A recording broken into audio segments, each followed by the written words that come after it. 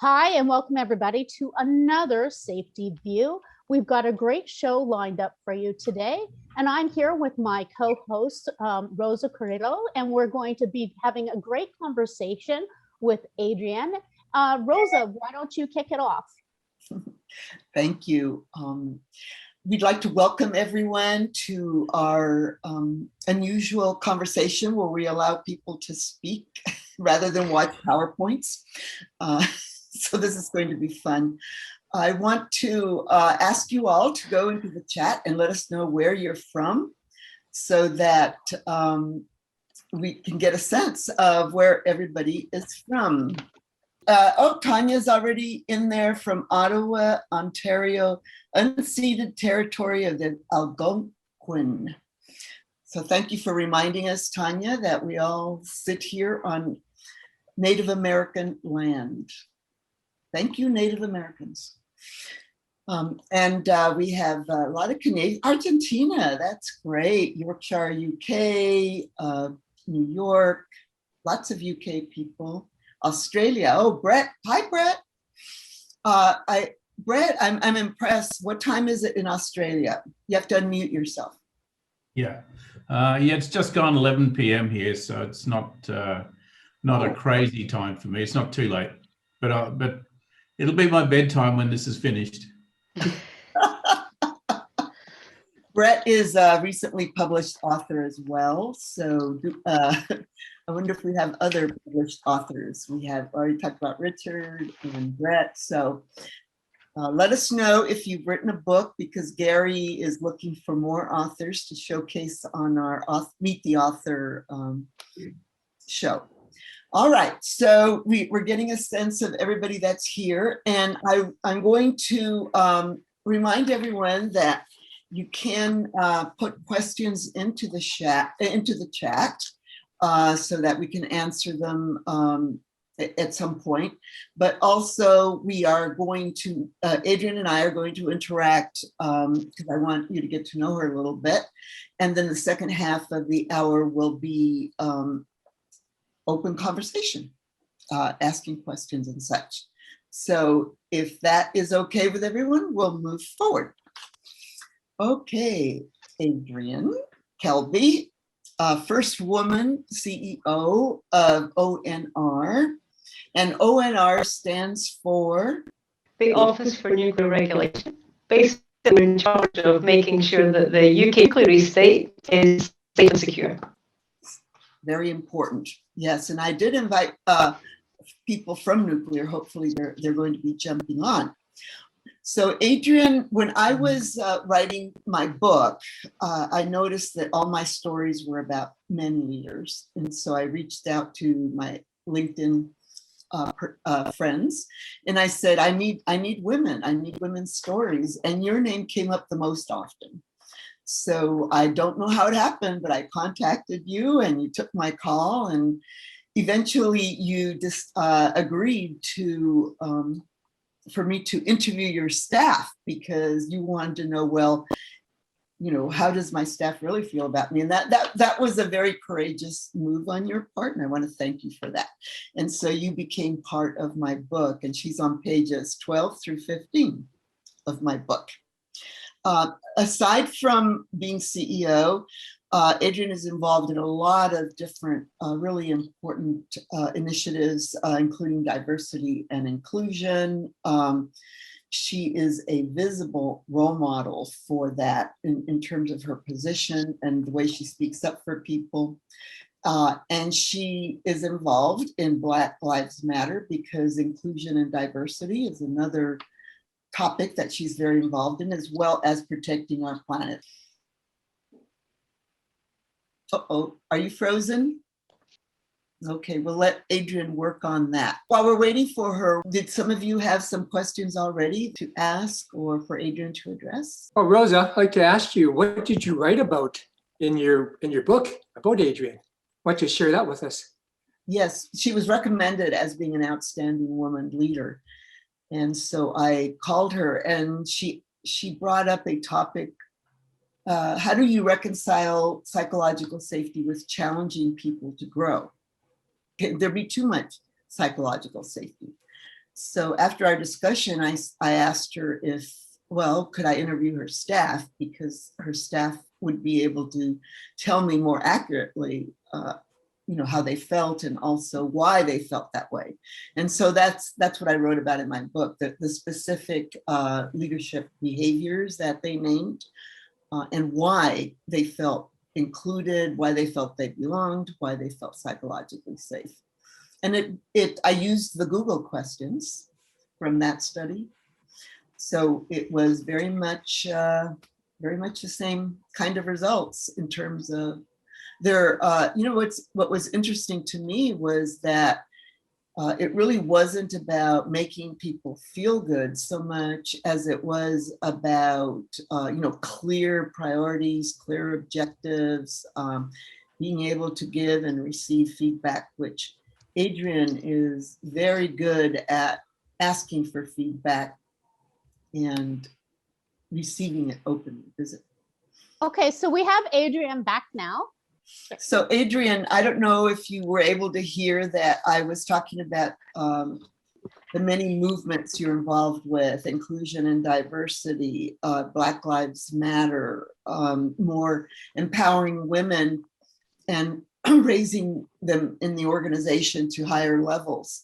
And so I was wondering which one of these is closest and dearest to your heart. This is really asking me what's my favorite child. I'm not sure I answer that all at the same time. I think what's closest to my heart is trying to create everybody is. Do you want to try shutting off your camera and see if that helps with your audio? Let's try this. Okay, that works better. Okay. Probably easier for people to absorb as well without having to look at me. So I'll try this. I'll try coming off headphones if need be in a minute as well. But Rosa, your question about which cause as such is more important, I am a bit flippant in saying, well, is that a favorite child question? Of course, perhaps different things at different times in different situations. For me, what's closest to me is trying to create organizations where people achieve more of their potential. I recognize that I am probably a trainer at heart who happens to have become a chief executive a few times. And I say that because the thing that gives me most energy and nourishment in my job is seeing other people come on. And so this notion of trying to do what's right for everyone, it happens in this industry to be focused around having more women achieve their potential. There's no doubt about that. It's 23% women in the UK nuclear industry, which is not good for cognitive diversity. Also, support for Black Lives Matter, again, is about a world which should be more equal. But at its heart is a really simple and fundamental belief. When we raise the bar for any group, we raise the bar for every group. And that's what I want in my organizations. I want every group doing their absolute best and really pushing the performance, which in my case, everybody who buys electricity has to pay for. Wonderful. And did you have like a transformational moment that brought you to this view in terms of your leadership? What was it, gradual, or was it like, oh my gosh, this happened and suddenly I realized that people were the most critical component of the organization? I do think it's been gradual. I would have been much more of a task manager in my 20s than I am now. That, of course, perhaps relates to what job you're in. But I think just the recognition over years comes a little bit from maturity. I've noticed the average age on this call is not in their 20s. But also, I'll be honest, coming from some really horrible mistakes, which I've been lucky people have forgiven me for, getting things completely the wrong way around, saying the task is the thing I had to drive harder instead of really caring more for the people, including myself over the years. So my sense is that leadership development really does need to focus on people more, and the programs that I have most benefited from have had that as a lens. Have had that as a lens, the people lens? Or what yes. do you call that lens? Yeah. So the sense for me in development, Rosa, you know, when we look to create relationships with people that get jobs done, this isn't a soft subject. I want to be really clear about this. It's not what one person described me as in my first few weeks in ONR, telling me, you seem so nice. It's all about pink and fluffy for us around here. We're all about delivery. And I do get frustrated by this dichotomy, which is completely untrue, that's created between delivery or people, you know, development or capability. It has to be both, and it has to be balanced, and it has to be sustainable. Yes, in fact, that reminds me of how we started interacting and how we met, because I did interview you for my book. And in one of our conversations, you said, I've been wondering about psychological safety because I don't know that you can have psychological safety and challenge people to grow, because at some point you have to deliver, you know, that hard advice. So that kind of sprung into our survey where I interviewed your staff and came up with how they felt about your management style. And I was able to gather the specific behaviors that they felt made them feel included and belonging. And I want to thank you for that, because that took a lot of courage to let me talk to your staff. So I was wondering, since the book was published, have you, what happened when you talked? I know you talked to your staff about the results and some follow-up. What happened, or anything new or different since that time? You know, it was a lovely opportunity, and thank you for doing that. I wasn't afraid of letting you loose on my team at all, because it's another data source from an independent that, you know, is going to help me hopefully improve. Something surprised me about it, and it was the importance placed on what I've now kind of got a phrase about being caring enough to be daring enough of the team.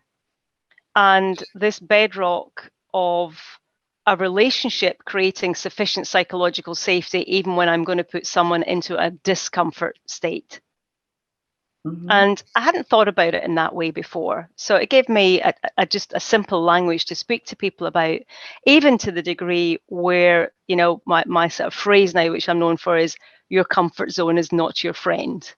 And we have a bit of a laugh when we say, this is going to be one of those comfort zone moments, isn't it? And we say, yeah, but it's okay, because the relationship is sustained. The bond that we have, you know, where as a stable base for the team, I am secure for them, is sufficient to enable both they and I to withstand what can be tense moments, whether it's constructive tension in dialogue at management team meetings, or indeed where I am pushing people through discomfort that they themselves don't want to go through around performance or blind spots or risks, whatever that might be. And it's actually created a sense of unity around some of the words, which I just didn't think about before, Rosa. But, you know, if I give you the macro picture, when I arrived in ONR in 2016, trust in leadership was in single figures. So when we did a staff survey, a couple of weeks after I arrived, we had, you know, nearly 5% of people responding. This is a huge engagement index. And single figures trust in leadership. That was shocking to me. And yet this organization was still full of people upright, doing their jobs, doing their delivery. But, you know, that just couldn't go on. We've just done a survey a couple of weeks ago, and it's at 89%. And it shot up pretty quickly after that first year, I can tell you. It really concentrated the minds. And another figure in terms of this way of working is that despite being cast to the four winds, we have been working remotely in ONR for a year, only going to site, you know, where we've had essential regulatory work, and in the office for critical business reasons. Mhm. And despite that, 94% of my staff say they feel connected to their team.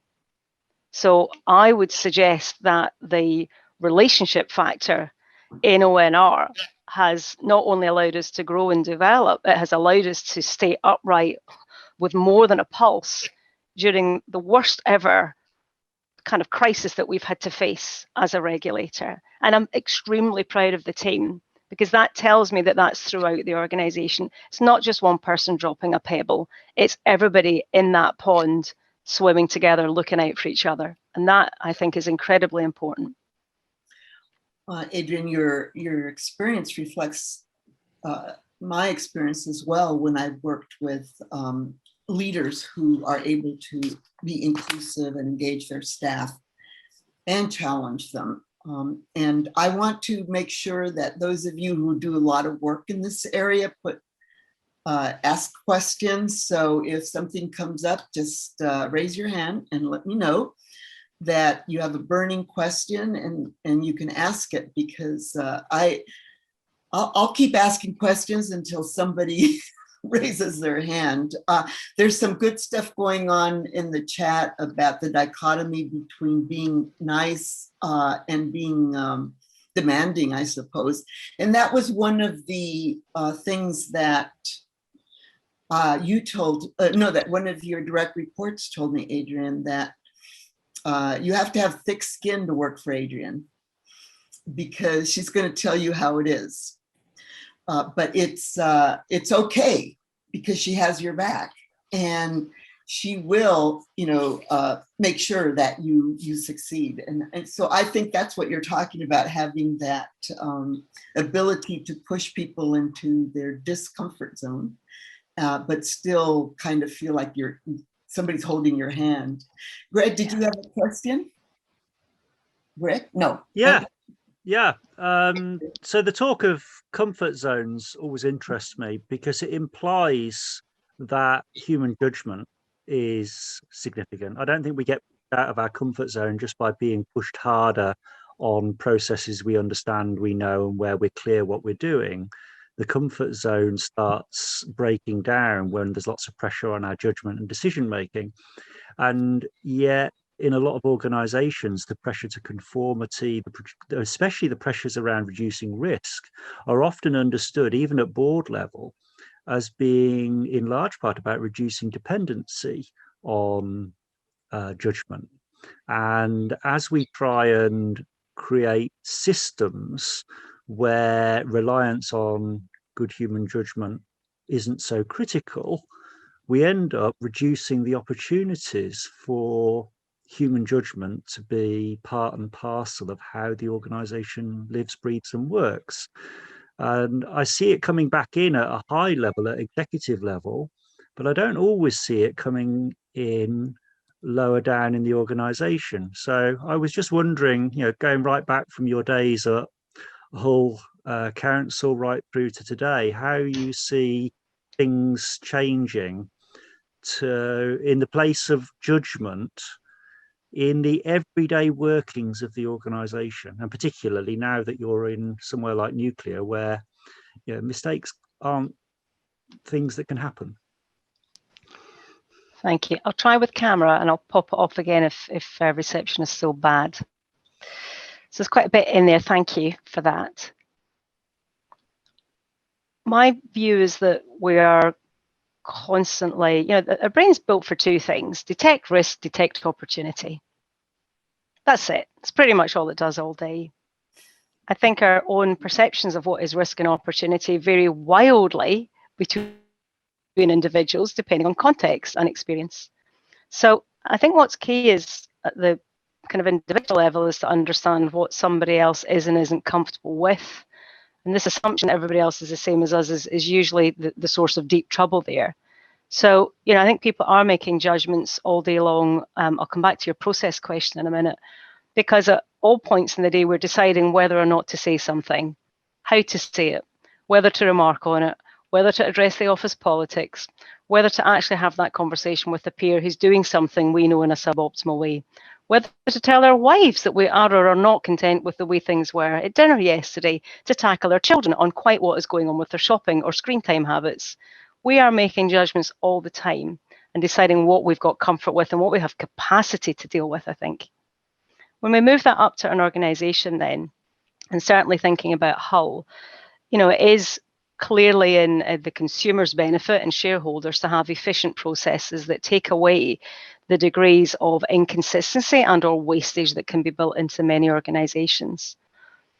But I have tended to work in organisations where judgment has been critical, whether it's the safeguarding function in my previous role in barring and disclosing for the UK, whether it's in Hull, which was dealing with all sorts of adult social care, teacher services, huge range of services by a local authority. And or 10 years before that with lottery funding, where individuals made all of the decisions. So I think where you can move to process and take away or put on uniformity, that's great. But we shouldn't pretend that that is taking away people's decisions to step out of their comfort zone and make things better for an organisation, is where I would see it. My difficulty, I think, with organisations that over-rely on processes as the be-all and end-all of company culture, or of the thing that drives performance right here, though, are quite fundamental. Because even in the way some sectors describe themselves, we are cogs in the machine. We are pushed and pulled. Even me, I use the word drive thinking of this audience, but my natural words would be about nourishing and growing and developing. So again, that tends to switch the mind off about taking risks because it feels that there's a right and a wrong answer. And fundamentally for me, even in a highly process-oriented sector, like nuclear itself, you still have to create a language and a relationship set where people can say, this doesn't feel right, it doesn't look right, I am concerned, I don't think you're doing it right, boss. And if all we do is bear down on, are you complying, then we almost take out the opportunity to not comply and see that as a good thing. And I think that way actually brings in fear at times, because the culture then drives doing what you're told, which may or may not be doing what's right. Does that make sense? Brilliant. It's brilliant. It makes total sense. And I mean, there's so many questions to ask just in what you just said, but I do want to go back to Tom Osario, who asked, do you have any specific approaches to moving technical specialists, such as nuclear physicists, out of their comfort zone into the non-technical or the sociotech stuff? Yeah. How do you? Wow. So I guess it's, how do we clone you, Adrienne? I mean, how do we? Oh my goodness. Let's not do that. There's enough mistakes in this body for a lifetime. Let's get a better version at least. Well, I'll be honest, I didn't quite know what I was getting into. People describe this organization and I didn't think too much about it because it just looked extremely worthy, purposeful, exciting. So for me, it was nirvana to be able to be invited in to help lead a huge organizational change, essentially. I didn't really know what I was getting into. So the first actual comfort zone issue and kind of creating a place of psychological safety was for myself. I was the third chief executive in 14 months. Wow. That's highly unusual, and it's extremely unusual in the public sector. We don't tend to change people, even if they're not quite doing the job sometimes, let's be honest.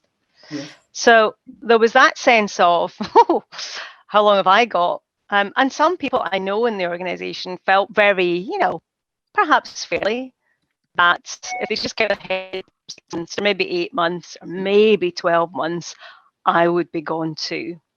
So the first psychological safety I had to do was create some for myself where I wasn't watching my back and worrying that I would be next for the chop, frankly. And that required a lot of dialogue with the chairman and with my department about, my government department, about what I was going to do and what I expected from them in terms of support. The next thing really was listening a lot. I didn't go in with here is my agenda, over the top, chaps, this is what we're going to do. I literally spent the first month listening to staff and stakeholders, and I went in and I pretty much only said two things for a month. What do I need to know? And will you forgive me when I make my first mistake? That was it. That's pretty much all I said, all around the organisation in small groups. So I think in showing a vulnerability there, I think in being prepared to listen, actually, that was a huge help.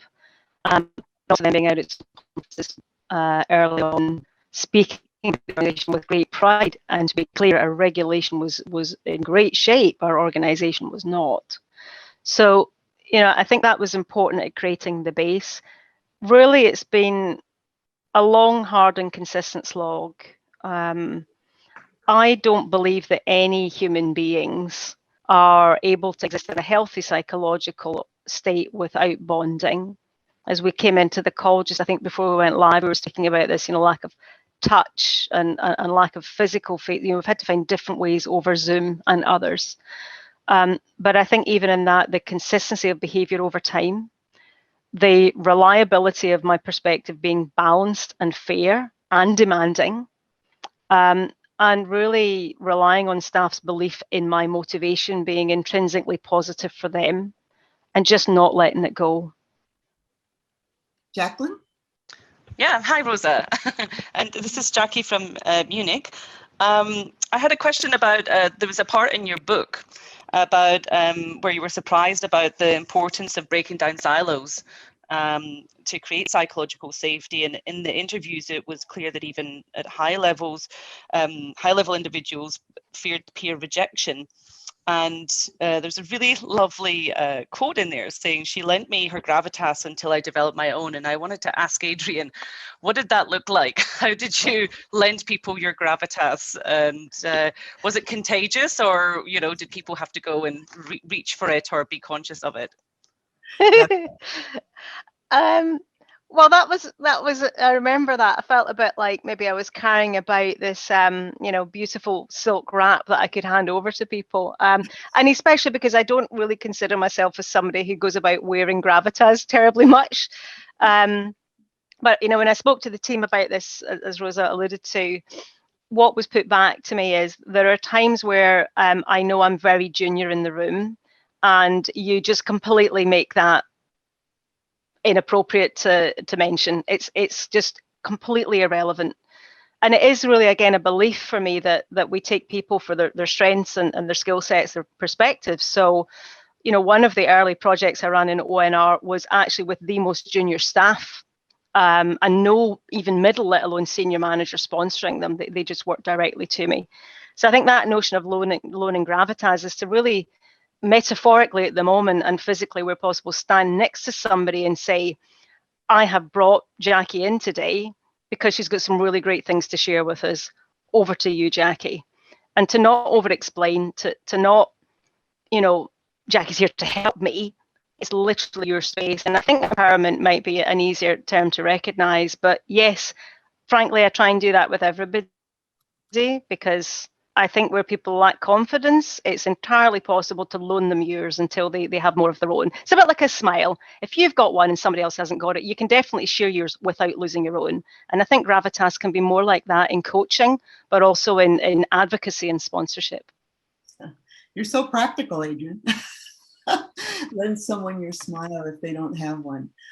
Yes, and that is what, when I was interviewing that particular person, she said it helped to break down the silos, because you would sit there with whatever her peer, whoever her peer was, you would sit in that meeting and make sure that the peer understood that, you know, that this was also your thoughts, that you were behind this particular intervention or program. So I think you're right. It's just that physical presence. And I guess now we have to do it on Zoom. But that is so important. Yeah.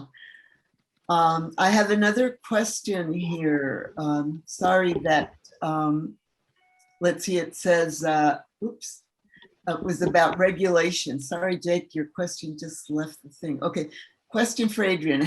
How have you handled very compliance-driven regulators, auditors, or lawyers who don't want to interact with frontline people or understand real world work, and who seem to focus exclusively on whether or not rules have been followed. And so how do you deal with people like that? Well, again, it's looking at what it is we ask people to do most of the time. So what does a regulator do? On the whole, its absolute bottom line is to ensure compliance with extremely important international safety standards. Those are non-negotiable. There was a decision to be a regulator which was more enabling in tone, which was like trying to understand the issues that the sector faced. Now, in a nuclear context, I would ideally want to be catching them doing things right and making sure that anything wrong is dealt with. And that felt a lot like it transported across to the relationship. Well, I kind of look at things as from the aspect of the safety sphere. So we've got all the regulators and all the politicians at the blunt end, where a lot of us are kind of associate with the frontline workers and supervisors kind of at the sharp end. And we do have this dichotomy, and I'll go back to that as we look at constraints, and constraints could be the regulations and policies. And I'd like to kind of suggest to people, well, how can you actually make standards and regulation rules be more enabling as opposed to governing and controlling? And that's going to take everybody on the sphere to kind of think about that. So that's another paradigm shift. To add on to that also, Gary, you know, it'd be good for leaders to think when they are having group discussions, how do you cultivate a culture where people feel comfortable, even if it's a message other people may not want to hear, to speak up? Maybe people have some ideas they can share on that they've found work with their teams. Yeah. I'm wondering, in Jake's question, he was wondering how Adrian works with regulators, because they're, of course, their job. And I think, Jake, I don't know how much you were able to understand there, so please speak in, but it seemed that she was saying that you have to start from the position of understanding that that's their job. Were you able to pick up anything from that? I picked up a little bit, not too much. The audio was really broken up. Maybe some on my end, I'm not sure. It was mine too, yeah. Yeah, it's just something I've run into time and time again. Frontline leaders and safety folks seem to get the idea of where we're going, that work is imagined and work is done. There's almost always a difference between the two. And you can't, one of the worst questions to ask is, well, did you follow procedure? Often the answer is, which one? There's 9 of them. They interrelate and conflict. Which one do you mean? And of course, there's no answer to that. Many regulators who don't work with the frontline folks and really don't want to, all they're asking is, here's the violation on paper. That's a problem, and they just don't get it. So even if we get the frontline leaders, or even the local, lab leaders or organization leaders, what I found is there's a ceiling that we hit is once you start dealing with the regulators, they don't really care.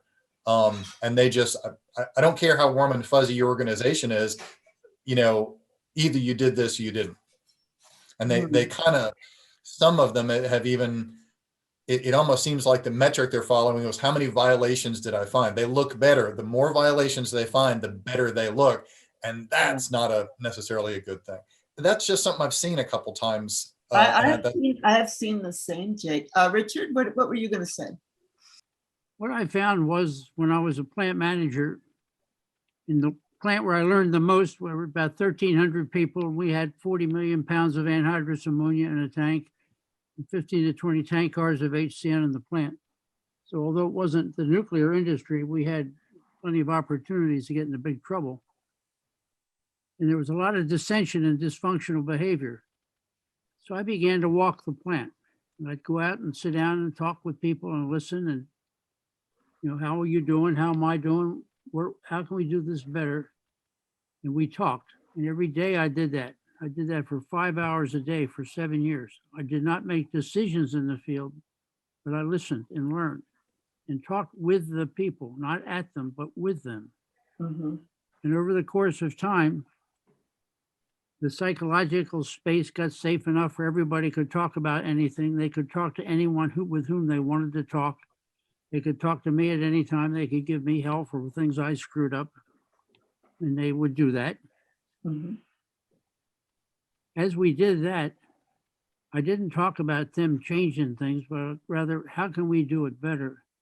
How can we listen better? What's going on? If you talk to your buddies, and are they learning? What are we doing? So in a sense, I was playing like the referee for a big game on the field, and they're playing the game on the field, and I'm the referee talking with them about what's going on, why we got to do this or that kind of a rule. How can we make our rules better to close the gap between work as imagined and work as done? And over the course of the first 3 years, our injury rates went down 97%. In 5 years, our emissions to the environment were down 96%. Mhm. Earnings were up 300%. Productivity was up 45%. And I wasn't pounding on the economic stuff at all. We were just talking about how can we do this to better? How can we help each other? How can we listen together? And it was the talking with the people rather than at the people. And that's a big shift. It's subtle, but it's very, very different. We're talking with each other today most of the time. We need to do that, go out and sit down and talk with our folks. Most of them are pretty smart. They're Yeah. pretty competent. They take care of their families pretty well. They buy homes and pay for them. They buy cars and pay for them. They raise families. People in our organizations are not stupid. No, no. Now, you worked with regulators as well. I think Adrian is back in the room. Adrian, hello. Can we hear you? I'll tell you a story about. Hi, I'm back. Oh, I'll okay. tell you a story about regulators that actually happened to us. When I was the plant manager in Niagara Falls near Love Canal, DuPont had a dump that was bigger than Love Canal. And we were working with the regulators. And our guys would meet on a Thursday and then meet with the regulators on Friday. And finally, they decided that was a waste of time. So they invited the regulators to come to the regular meetings we were having, and we all worked together to try to make it better. And that worked extraordinarily well. But we had to be open and straight with the people. No covering up. But when we did that, the regulators, who were just trying to do their job as well, began to shift out of this I gotcha mode and over into, well, how can we really fix this so that it's better for the community? Working with the people, sharing information, Mhm. listening and learning together, being respectful, Yeah. and helping people see how their work is important is the major task for leaders, in my view. Thank you. Oh, thank you, Dick. So Adrian, I think we couldn't really catch everything you were saying, but I think because what you wrote in the chat about that regulators need both the social and the technical skills, right? And so is that something you specifically do in your organization at ONR? Hi, Rosa. Hello. I'm just going to take my video off because it seems to help. Yes. I mean, fundamentally, we have made behaviors a part of our performance appraisal system. Mm-hmm. And it was what I said earlier about having to make the explicit, or in my view, what was implicit, explicit. We really did that in a very mindful way.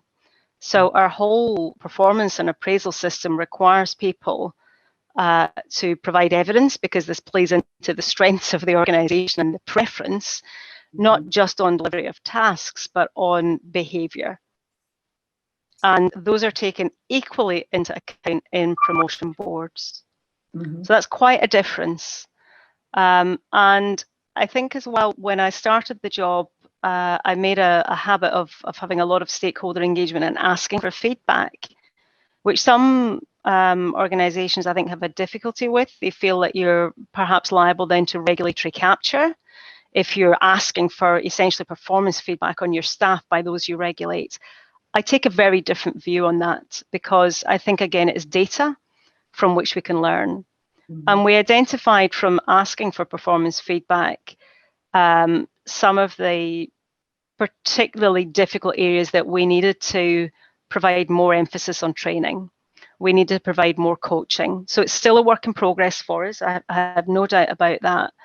But the impact on the relationships, especially when we are making judgments which are costing multi-millions of pounds to the nuclear estate, or which may not be what the anti-nuclear lobby, whom we also serve, feel are correct, that we can rely as much as possible on the relationships intention. We're doing the right things as public servants. We're applying a fair process, and we have the best experts in the world to make those judgments. That takes us to the front line. But the way in which we deliver those messages is now different than it used to be. I see now a greater degree of empathy. I see less frustration, and I see clearer language. And again, I think in terms of relationships, when people are providing feedback of any nature, including regulatory, and it isn't accessible or as accessible as it could be, or it's delivered without feeling, then it is always harder to receive. So I believe that's just as appropriate for a regulator as it is for a nurse or a doctor or a social worker, because we all serve the public. Yes. Oh, yeah, that is key, absolutely. So we have one of your comments, and I want to make sure I get to this because we kind of promoted leadership conversations when we were talking about you, because so many people that report to you mentioned that your one-on-ones were a critical component of what made them feel included and psychologically safe, those one-on-one conversations. And you have a particular way of doing them. So could you share a little bit about that? I can. Can I just reply really quickly to Tanya? Are inspectors rewarded the number of infractions they find? Hell no. No, never, and nor should they be. I'll leave that to anybody who's doing it, but that's not incentivizing fairness and objectivity. It doesn't incentivize balance. I use an entirely loose structure. People come with what they want to talk about. And what I ask from them is that we have a playback at the end of it. So essentially, I see them all as coaching sessions on problems, not opportunities to tell me the 59 things they did since the last time we met. Because frankly, I should already know what they've done or not done since the last time we met. So it's very performance, and by that I mean individual. It also talks about relationships, how they're working with the wider team and across the organization, the visibility of the importance of their work so that others respect and understand the codependence that we all have.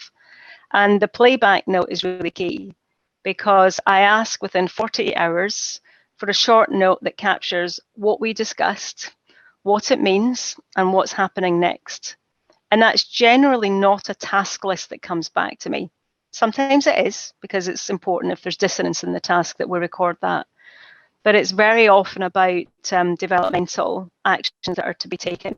And I think it's helped us all take lots of little steps towards greatness instead of trying to do something so big that we might fail. So little steps to fail along the way, try things out, practice things, but the goal is always about better public safety. So everything ties back to that, whether you're in finance, HR, or in frontline inspection. But they are quite intense. Just as a story, I've been coaching a number of people, including some sort of middle staff in the organisation. And I was about 20 minutes into a session with a new colleague of ours in the security function. So he said, Adrienne, this is much deeper than I expected us to go, and we're only 20 minutes in. And I said, wow, that's because we're going to go somewhere important. We're not going to skate along the surface. And it's been amazing. I think we've had 4 sessions together, and it's been amazing. But I have to risk perhaps making statements that aren't right, in which case trying to position them as questions.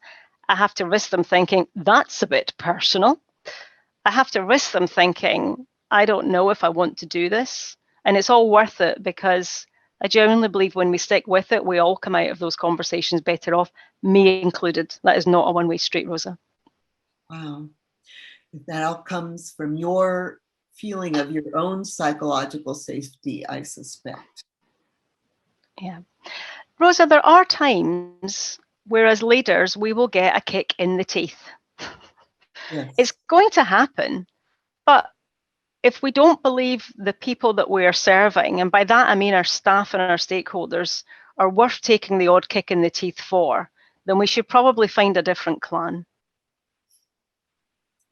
I have to agree with you there. Yeah. I think that's fascinating about being willing to go into the depth. That doesn't, Richard, you still want to say something again? Your hand has been up. Did you want to say something else, Richard? No, thank you. Sorry about that. Oh, okay. All right. Yeah. What, anyone else? Reaction? Let's give Adrian some feedback or questions. Nobody has their hand up. Oh, I see a hand. Jim, thank you. I just want to say cheers. Your commitment to the relationships comes through so clearly. It's palatable for me. And it shows me, at least, that there are a number of things that even those of us that think we've lived a full life really could put more emphasis on. So thank you for sharing.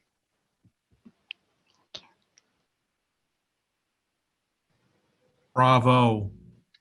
In so many ways, your remarks this morning here in Rhode Island have validated the transformation that I think that I am on and ongoing, and very much appreciate your willingness to share to the larger community. Thank you for that. Oh, you're most welcome. Gordon? Yeah, thanks very much, Rosa, and thanks, Adrian, for your presentation here today. It's very informative, and it kind of answers a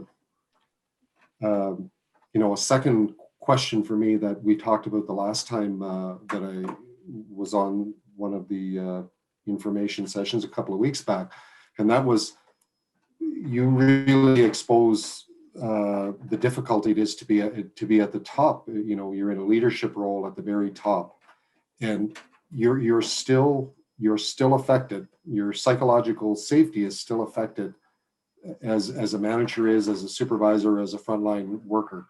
And that's where I find that sometimes it's, we overlook that at times, that you're still a human being regardless of your position. You're still, you still want to be liked by people. You still want to be accepted. You still want to be seen as, doing the right thing.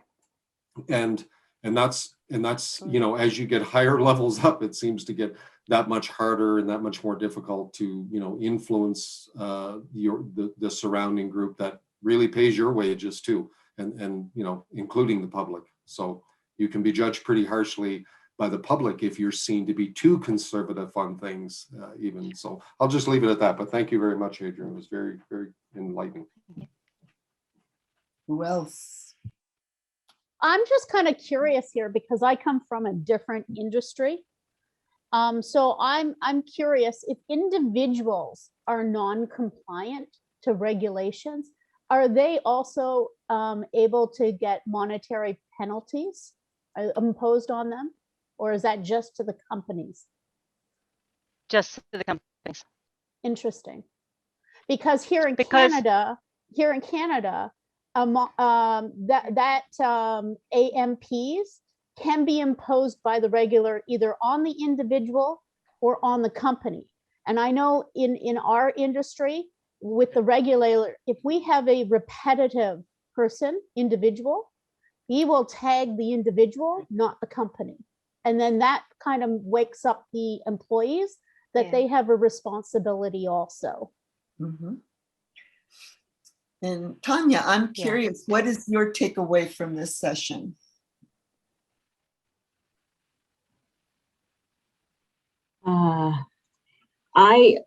I mean, I love Adrienne. I remember when she came to Ottawa, I loved her talk then. I think she's just a fantastic person to listen to. She lives this stuff. And as you just heard, you know, she recognizes the importance of treating people as people. And it shines through. I think you're just a fantastic leader out there, Adrienne. Thank you so much for doing what you've done. You might have been the one that recommended her to me. You should see me in a bad day. Oh, I wish our sound had worked better, but it's been an absolutely fantastic session. Everybody's writing. You can write in the chat because Adrian's going to be able to read the chat as well. If you have a takeaway from the session or a comment that you want to send her, you can write it into the chat. I'm open to hearing any other takeaways from you that anybody else want to talk about their takeaway. Go ahead, Jim. Mm-hmm. Just an observation kind of related to Jake's question, and I think Adrian spoke to it. Mm-hmm. You actually, if you're in a regulated role, you can actually coach the regulator. Mm-hmm. And you can coach them in the types of interactions that are building on strengths.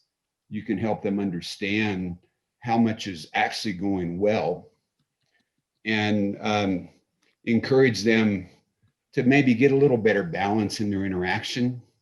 And it is actually pretty effective. Mm-hmm. Yeah, balance is key.